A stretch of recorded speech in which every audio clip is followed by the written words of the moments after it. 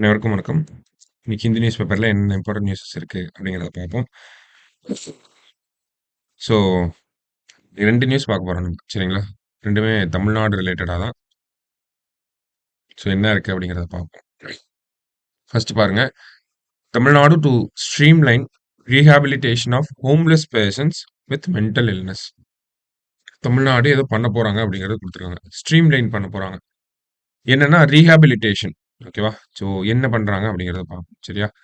So, Tamil Nadu is formulating a policy to streamline the processes involved in the rescue and rehabilitation of homeless persons with mental illness அப்படின்னு கொடுத்துருக்காங்க.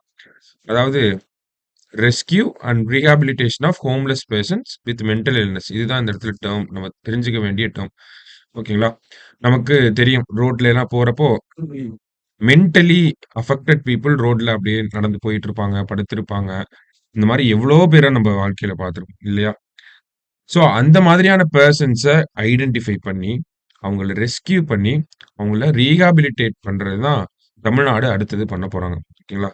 முடிஞ்சா அவங்களுக்கு family இருந்துச்சு அப்படின்னா, அவங்கள ஃபேமிலியோட சேர்க்கிறது. அப்படி இல்லாட்டி சொசைட்டியோட அவங்கள ரீஇன்டகிரேட் பண்றது. ஓகேங்களா? அதுதான் தமிழக அரசாங்கம் அடுத்ததா பண்ண போறாங்க. ஸோ ரோட்ல இருக்கக்கூடிய அந்த மென்டலி அஃபெக்டட் பீப்பிள் அவங்கள கண்டுபிடிச்சு ரெஸ்கியூ பண்ணி அவங்களுக்கு வந்து தேவையான மருத்துவ உதவிகள் எல்லாம் பண்ணி சாப்பாடெல்லாம் குடுத்து, உங்களுக்கு ஃபேமிலி இருக்கா? என்ன ஏது? அப்படிங்கிறத கேட்டு அவங்க ஃபேமிலியோட இன்டகிரேட் பண்றது, இல்ல சொசைட்டியோட இன்டகிரேட் பண்றத நம்ம பண்ண போறோம். சரிங்களா? ஸோ இதற்காக என்ன பண்ண போறாங்க அப்படின்னா, ஒரு ஆல்ரெடி இத முன்னாடியே சொல்லியிருந்தாங்க. எங்கன்னா நமக்கு இந்த மானிய கோரிக்கையிலே இந்த மாதிரியான ஒரு விஷயத்த நமக்கு சொல்லியிருந்தாங்க. ஸோ ஸ்டேட் கவர்ன்மெண்ட் அதுக்காக என்ன பண்றாங்கன்னா, ஒரு பாலிசிய வந்து பிரிப்பேர் பண்ணிட்டு இருக்காங்க. ஓகேவா? So Tamil Nadu is preparing a draft policy. ஒரு வரைவு கொள்கைய வந்து தமிழக அரசாங்கம் வந்து பிரிப்பேர் பண்ணிட்டு இருக்காங்க.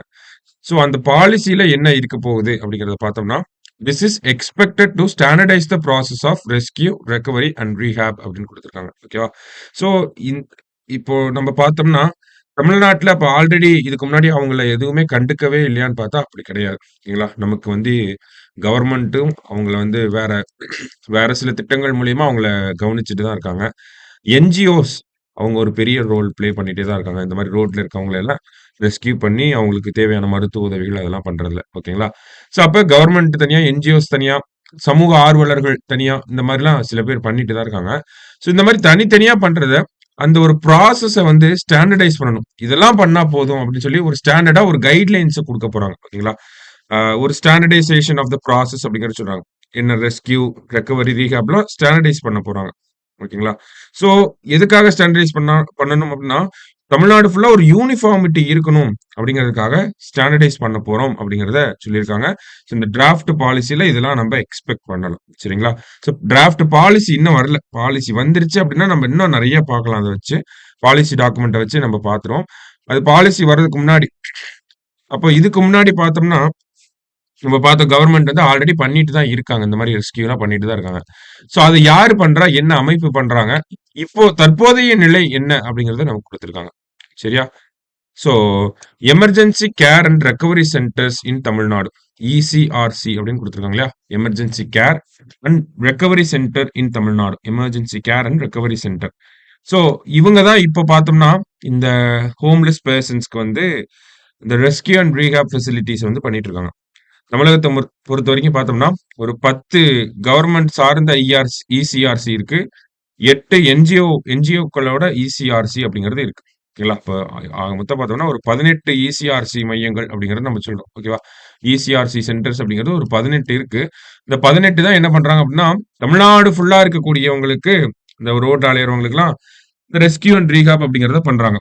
ஓகேங்களா? 18 சென்டர்ஸ் தான் இருக்கு. அப்ப ரோட்ல இருக்கக்கூடியவங்களோட எண்ணிக்கைய பார்த்தோம்னா, அவங்கள கண்டுபிடிச்சு ரெக்கவரி பண்றது அப்படிங்கிறது பெரிய டாஸ்க் தான். ஓகேங்களா?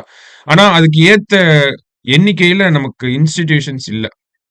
ஸோ அப்ப அது ஒரு பற்றாக்குறை இருக்கு அப்படிங்கிறத நம்மளால இதிலிருந்தே புரிஞ்சுக்க முடியுது. 10, 8 அப்படிங்கிறதெல்லாம் ரொம்ப கம்மியான நம்பர். தமிழகம் மாரி இருக்கக்கூடிய ஒரு பெரிய ஸ்டேட்டுக்கு. ஓகேங்களா? அதே மாரி பார்த்தோம்னா, அவங்களுக்கு வந்து இந்த ட்ரெய்னிங் குடுக்க வேண்டியதெல்லாம் இருக்கு. ஸோ மேன் பவரோட தேவை அப்படிங்கிறத நம்ம இந்த பாயிண்ட்ல இருந்து புரிஞ்சுக்கலாம். சரிங்களா?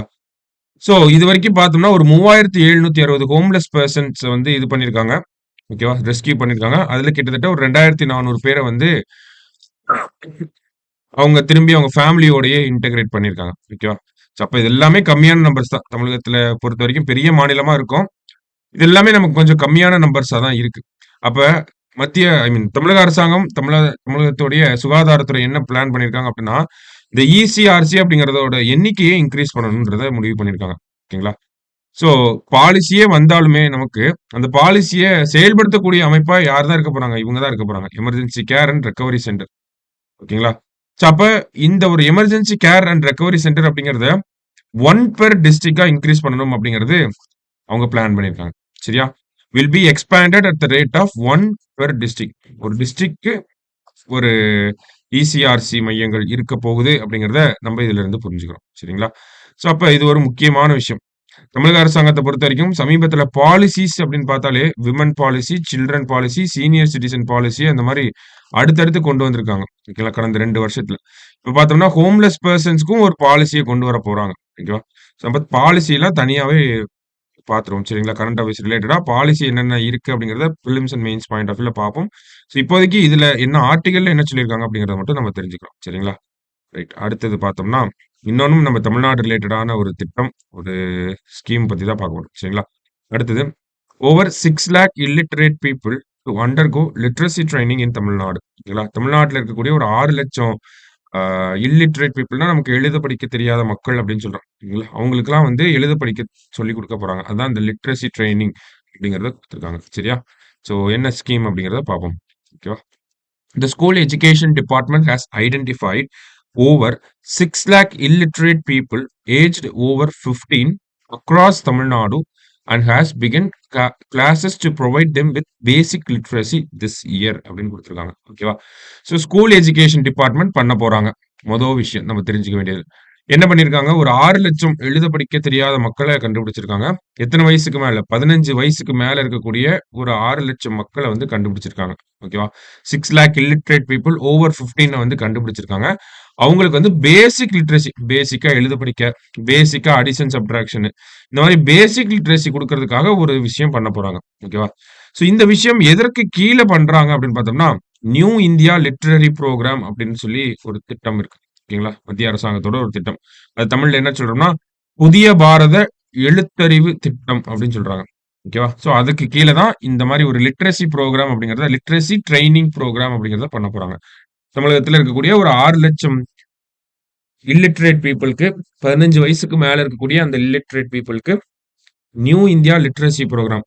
அதுதான் புதிய பாரத எழுத்தறிவு திட்டம் அப்படிங்கிற அந்த திட்டத்துக்கு கீழ தமிழக அரசாங்கம் அவங்களுக்கு எழுத படிக்க பேசிக்கா எழுத படிக்க சொல்லி தர போறாங்க. ஓகேங்களா? சோ இந்த திட்டத்தோடைய டைம் பீரியட் பார்த்தோம்னா 2022 டூ 27 அப்படிங்கிறது இருக்கு. ஓகேங்களா? சோ அப்ப ஆல்ரெடி இந்த திட்டம் வந்து செயல்பாட்டுல இருந்துட்டு தான் இருக்கு. அதுக்கு இந்த வருஷம் என்ன பண்ண போறாங்க அப்படிங்கிறத நமக்கு குடுத்திருக்காங்க. அதுல பார்த்தோம்னா Krishnagiri Krishnagiri district has recorded the maximum number of illiterate people அப்படின்னு சொல்லியிருக்காங்க. ஓகேவா? சோ இந்த ஸ்கீம்க்கு கீழ மேக்ஸிமம் நம்பர் ஆஃப் இல்லிட்டரேட் பீப்பிள ரெக்கார்ட் பண்ண டிஸ்ட்ரிக்ட் யாருன்னா கிருஷ்ணகிரி 61,000 சில்ற மக்கள வந்து இது பண்ணியிருக்காங்க. சரிங்களா? ஸோ இந்த 5 இயர் புரோகிராம பொறுத்தவரைக்கும் பார்த்தோம்னா, கிட்டத்தட்ட ஒரு 30,00,000 மக்களுக்கு வந்து பயனளிக்கக்கூடிய வகையில இருக்கும். ஓகேங்களா? அதுல பார்த்தோம்னா, டியூரிங் 2022, 23ல எவ்வளோ பேர் இது பண்ணியிருக்காங்க, பெனிஃபிட் ஆயிருக்காங்க. லாஸ்ட் இயர் பார்த்தோம்னா, ஒரு 4,00,000 பேரு பெனிஃபிட் ஆயிருக்காங்க. அந்த மாதிரி ஒவ்வொரு வருஷத்துக்கு கீழயும் இந்த வருஷம் 6,00,000 பேர். ஓகேங்களா? ஃபர்ஸ்ட் 5,00,000 அடுத்து 4,00,000 இப்ப 6,00,000 பேர். ஓகேவா? ஸோ திட்டத்தோட டைம் பீரியட்ன்னு பார்த்தோம்னா, புதிய பாரத எழுத்தறிவு திட்டம் 2022லேருந்து 27 வரைக்கும் இருக்க போகுது. சரியா? ஸோ இந்த வருஷம் பொறுத்தவரைக்கும் பார்த்தோம்னா, கிருஷ்ணகிரி நம்ம பார்த்தோம் இல்லையா? 61,000 இல்லிட்டரேட் பீப்பிள் வந்து ரிஜிஸ்டர் பண்ணியிருக்காங்கன்னு. கிருஷ்ணகிரி, சேலம், திருவண்ணாமலை, மதுரை மற்றும் ஈரோடு. ஓகேங்களா? டாப் 5 டிஸ்ட்ரிக்ட்ஸா இருக்காங்க. ஓகே. கிருஷ்ணகிரி, சேலம், திருவண்ணாமலை, மதுரை மற்றும் ஈரோடு. இந்த வருஷம் ரிஜிஸ்டர் பண்ண இல்லிட்டரேட் பீப்பிள் எண்ணிக்கைய வச்சு. ஓகேங்களா? ரைட். அதாவது இந்த லிட்ரசி புரோகிராம் கீழ இந்த வருஷம் இந்தந்த மாநிலங்கள்லாம் இந்தந்த மாவட்டங்கள்லாம் அதிக மக்கள வந்து ரெஜிஸ்டர் பண்ணியிருக்காங்க. எங்க மாவட்டத்துல இவ்வளோ பேர் இல்லிட்ரேட்டா இருக்காங்க. இவங்களுக்கு நம்ம கல்விய சொல்லி தரணும் அப்படிங்கிற மாரி. சரியா? ஸோ அதான் அந்த ஒரு செய்தி. ஸோ மத்தபடி பார்த்தோம்னா, எடிட்டோரியல் பேஜ்ல நமக்கு எக்ஸாம் பாயிண்ட் அதாவது எக்ஸாம் பாயிண்ட் ஆஃப் வியூல நமக்கு அவ்வளோ டீப்பா போக தேவையில்ல. அந்த மாரி தான் இருந்துச்சு. ஓகேங்களா? ரைட். கடைசியா பார்த்தோம்னா, உர்சுலா வான் டெர் லேயன் அப்படின்னு குடுத்துருக்காங்க. ஓகேவா? யூரோப்பியன் கமிஷனோட பிரசிடென்ட்டா வந்திருக்காங்க. எலக்டட். இப்ப மறுபடியும் இவங்கள எலக்ட் பண்ணியிருக்காங்க. சரியா?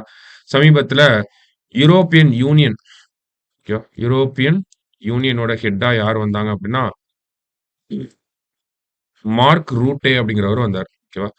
மார்க் ரூட்டே. நெதர்லாந்து நாட்டைச் சேர்ந்த மார்க் ரூட்டே அப்படிங்கிறவர் வந்திருப்பார். ஓகேவா? நெதர்லாந்தோட பிரைம் மினிஸ்டர், முன்னாள் prime minister. So Mark Rutte European யூனியனோட ஹெட். யூரோப்பியன் கமிஷன்னா என்ன அப்படின்னு பார்த்தோம்னா, யூரோப்பியன் யூனியனோட இந்த நிர்வாக செயல்கள வந்து பார்த்துக்கிறது தான் இந்த யூரோப்பியன் கமிஷன். அதோட பிரசிடென்ட்டா யார் வந்திருக்காங்கன்னா, இவங்க. உர்சுலா வான் டெர் லேயன் அப்படிங்கிறவங்க. ஓகேவா? ஸோ இது ஒரு ஜஸ்ட் அப்பாயின்ட்மென்ட் ரிலேட்டடா நம்ம பார்க்குறோம். ஓகேவா? ஸோ மத்தபடி இன்னைக்கு நியூஸ் பேப்பர பொறுத்தவரைக்கும் வேற எதுவும் இம்பார்ட்டன்ட்டான விஷயங்கள் இல்ல. சரிங்களா? ஸோ இந்த செய்திகள பார்த்துக்கங்க. தமிழ்நாடு ரிலேட்டடா 2 விஷயம் பார்த்தோம். அத நோட் பண்ணி வச்சுக்கோங்க. நாளைக்கு ஹிந்து பேப்பர்ல மீட் பண்ணலாம். Thank you.